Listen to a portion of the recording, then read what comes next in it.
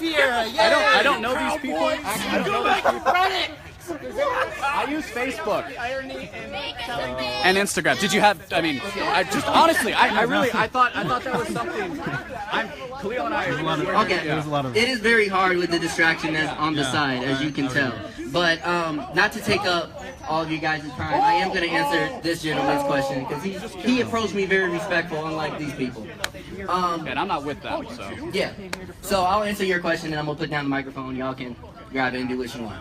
So I guess for me, I feel like that I'm still not getting exactly what's the racism in the progressive thought. Because to me, I'm still in the mindset that the progressive thought is kind of pushing, you know, away from racism. Well, the progressive movement was inextricably linked with the eugenics movement, which was something that was very popular here in the United States for a long time.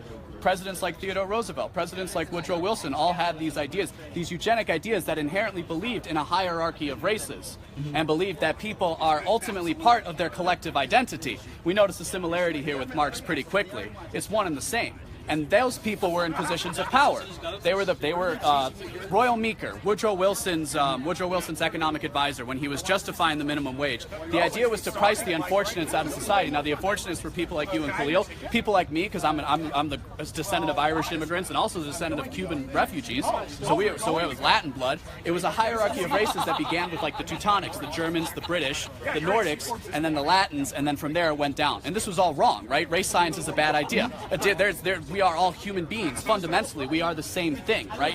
Whether you call that a spirit, whether you call it a soul, it doesn't matter. And so it was the progressive ideology that instantiated this. That was the whole creationism versus. Because I think I know what you're talking yeah, about. it's the whole it was the big court case about evolution and creationism in schools. Did you know that textbook had like 3 or 4 chapters on racism written by a very well-known progressive? And in turn, when he took that out, when he took the creationism aspect out, because there was also an intersection with social gospel movement as well, when he took that section out, he just added more about race science, more about how blacks and other races are inferior to the white race.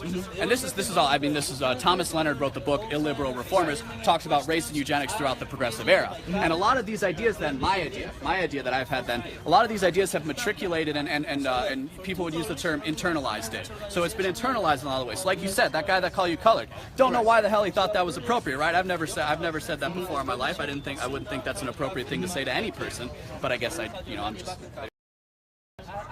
this racialism is latent, which is to say it is not something that is like inherently known, right? This is what you were kind of getting at before. So you called it the naive racism, and I would call that a racialism, which is that you recognize the inherent in your brain. You've internalized the inherent difference between the races based off of your upbringing, based off of where you were raised, the types of stuff you were taught in school, so on and so forth. And that's different, as you said, between an overt racist, which is somebody who will actually engage in violence to subjugate the other races. I mean, actually, just kind of thinking what you would think about that, because that's something that I've been kind of battling around in my brain. I think mainly when scientific racism is yeah, like scientific racism is like extremely actually thing. The first example that comes to mind is the Venus Hottentot, or Sargent Bartman. Or even Oda Binga, how they put him in a cage and analyze him as if he were an animal. And even we gotta think of the daguerreotypes.